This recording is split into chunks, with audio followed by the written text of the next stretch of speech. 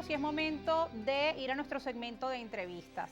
Iniciamos de inmediato con el análisis de las elecciones de medio término en Estados Unidos y otros elementos de la coyuntura geopolítica. Recibimos en nuestros estudios a Luis Sangarita, él es internacionalista, profesor universitario de la Universidad Central de Venezuela y con especialización en economía internacional, doctor en ciencias sociales. Le damos la bienvenida a este espacio. Bienvenido. Buenas tardes, ¿cómo estás, Rosa? Bien, gracias por acompañarnos nuevamente acá en Argumentos. Queríamos conocer su impresión de estas elecciones de medio término en Estados Unidos. Antes de irnos a la pausa, pues estamos haciendo una revisión de qué significa, por ejemplo, en términos de cambios que se puedan experimentar en caso de que los demócratas pierdan la Cámara de Representantes o la del Senado, o incluso la posibilidad de que pierdan ambas. Según algunos analistas y las encuestas que han venido realizando, lo más probable es que la Cámara de Representantes ya esté perdida por parte de los demócratas. Sin embargo, pues tienen algunas estimaciones para los demócratas en cuanto al Senado, que está por definirse. Aún no está claro quizá el asunto en el tema del Senado.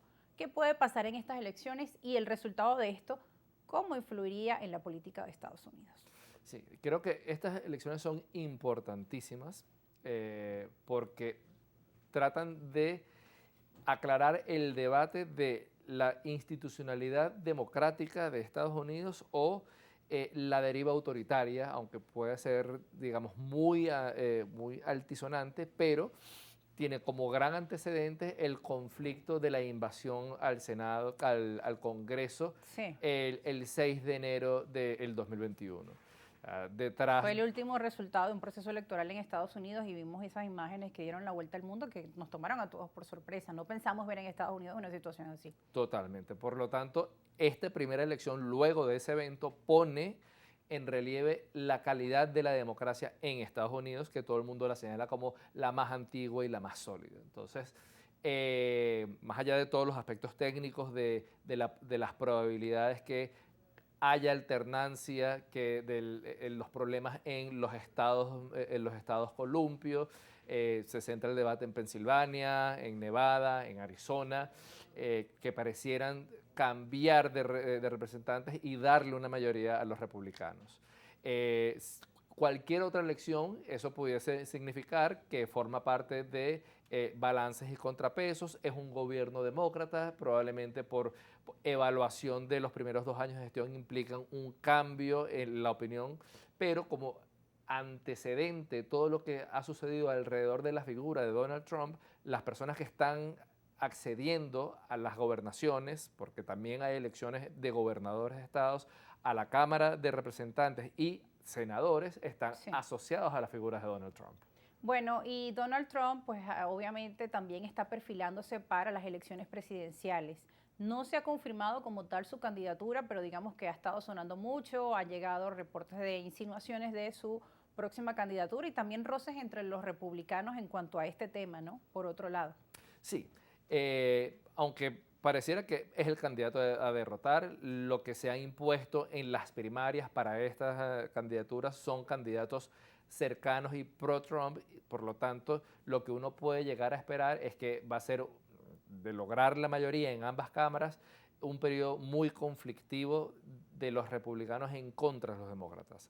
Recordemos que hay una institucionalidad que permite al presidente de Estados Unidos tener iniciativas, por ejemplo, el retiro de tropas de Estados Unidos de Afganistán, o el apoyo de Estados Unidos enviando material bélico a Ucrania, y muy probablemente los republicanos deshagan todas estas iniciativas como contrapeso. Entonces, está a prueba la democracia, está a prueba los balances y contrapesos, pero también está a prueba el respeto a las instituciones democráticas que se derivan de todas estas elecciones. Ahora bien, cuando estamos hablando de qué puede cambiar en cuanto a los temas que se debatirán dentro del Senado o de la Cámara de Representantes, ¿qué pasa si Biden no tiene esa mayoría en ambas cámaras? ¿Cuáles son esas leyes que podrían irse para atrás o otras que podrían avanzar?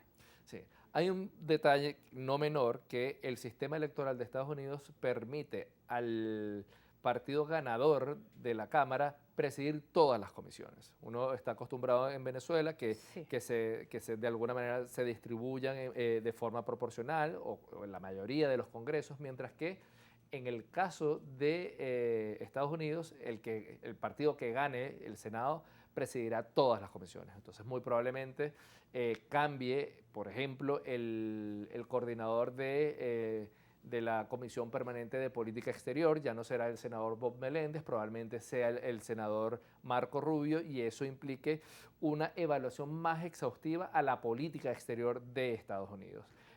Será frecuente ver audiencias, será frecuente ver interpelaciones, será frecuente ver cuestionamientos a cómo se lleva la política exterior en Estados Unidos, y así para cada uno de los temas sensibles de la sociedad. Por ejemplo, el tema de los migrantes, que ha estado dentro de la campaña de tanto republicanos y demócratas, y también, bueno, el tema de los venezolanos.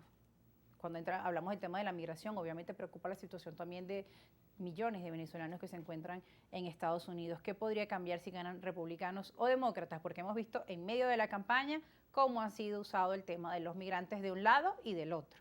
Sí, recordemos que muy probablemente entre en debate todo lo que es la visa de estatus temporal, lo que es la protección de ciudadanos, el límite que pusieron a la migración venezolana. Creo que forma parte de esta campaña electoral, sobre todo porque afecta a estados fronterizos como Florida, sí, como Texas, como Nuevo México, de modo tal que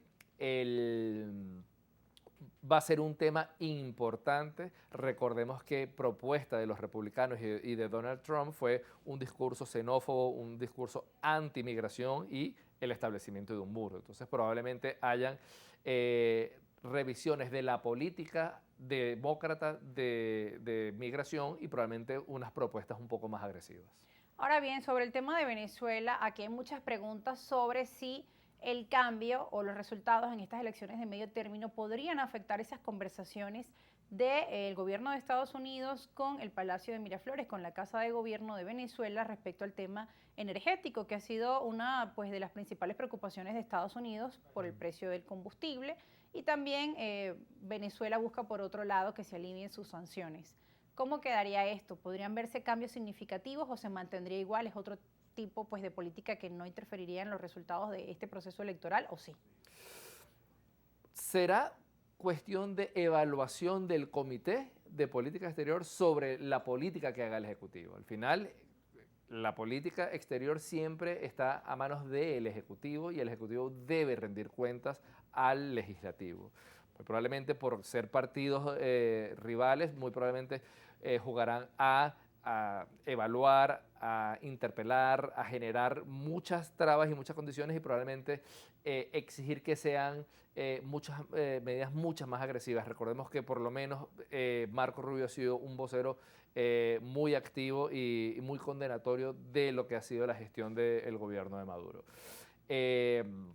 Creo que un ejemplo va a ser no solo la política exterior, sino en general toda la administración, y creo que de los antecedentes que mencionaron en el espacio anterior es que cuando la administración de Obama estuvo en minoría, el gran problema fue cómo resolver el tema de los presupuestos, porque si no habían acuerdos de presupuestos, trababa a toda la administración pública.